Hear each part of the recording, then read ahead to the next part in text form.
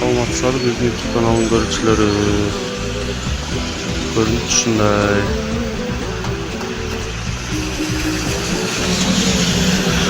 Троллейбус келди.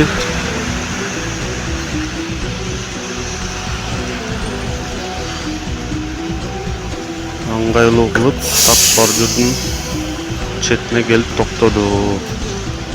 Адамдар суу кечпей, акырын отуруп кетип атышат. Ушундай токтосо болот экен го. Же атайын жамгыр жааш керекпи ушундай токтош үчүн?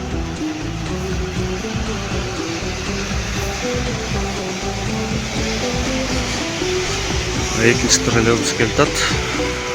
Кичине бордюрга жетпей токтоп, элдин баары суу кечмей болду.